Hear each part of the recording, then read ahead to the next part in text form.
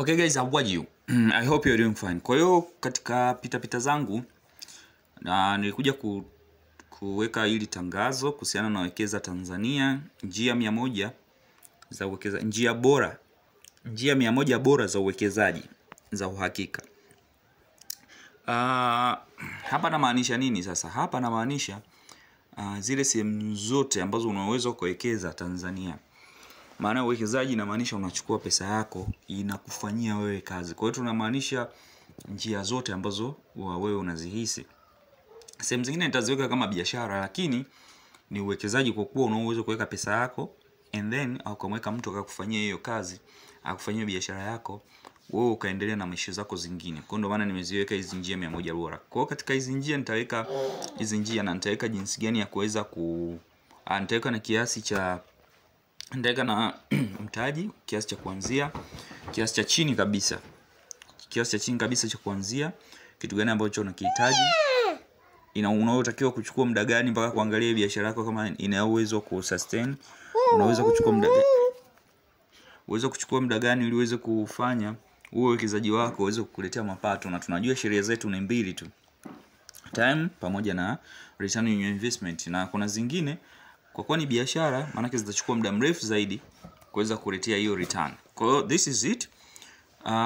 Tutaangalia njia zote. Hiki kitakuwa ni kitabu and then nitaandika vitu vyote vinavyohusiana na uwekezaji hapa Tanzania, each and everything. Mwaka huu sijatoa kitabu chochote, na hiki ndio kitakuwa kitabu changu cha kwanza kwa mwaka huu. Mwaka jana nilitoa kimoja. Hapana, nilitoa mwaka huu vitabu vile vilikuwa vya Kiingereza. Nimetoa vitabu kama vingapi? Nimetoa vitabu vingi. Ila sikuandika kitabu cha Kiswahili. Kwa hiki ndio kitakuwa kitabu changu cha kwanza cha Kiswahili, na hizi nitaweka Kiingereza, kuwekeza in Africa, in Tanzania, pamoja na cha Kiswahili. Yes, nitakitafsiri, nitakitranslate kwa Kiswahili. Kwa nitaweka each and everything, nitaweka vitu vyote humu kwenye hiki kitabu. Wekeza Tanzania, njia 100 za uwekezaji bora Tanzania, ambazo wewe mtu wa kawaida unaweza kuzitumia kuzifanyia kazi. Mungu utakuwa njia ambazo unaweza kuanzia na mtaji mdogo, kuanzia labda mtaji wa shilingi 50,000, kuna zingine unaanzia hata na mtaji wa shilingi 10,000, 50,000, laki moja. Ni uwekezaji guys. Kwa tutachanganya uwekezaji na biashara umo. And then tuenda mpaka hizo njia zingine ambazo watu wanaingiza pesa nyingi sana. Hizo. Baada ya hapo nitakuja kutengeneza kozi kwa kila njia mojawapo hapo. Kwa hiyo itakuwa ni kozi 100 za uwekezaji. I don't know nitamaliza lini. Naweza nikamaliza baada ya miaka 3, 4, 5, lakini this is what I will do. Hiki ndio kitu ambacho nitakachokifanya.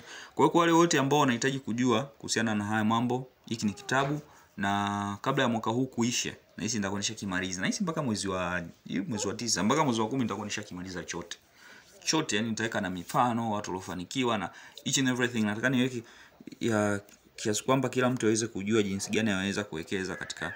Kinaweza kuwa kina page nyingi sana, page 100, 200, 500, whatever man, lakini lazima niweke hiki ili watu waweze kujua legitimate ways kabisa. Kama zitaongezeka hapa, kama kutakuwa na nyingine zaidi ya hapo nitawajulisha.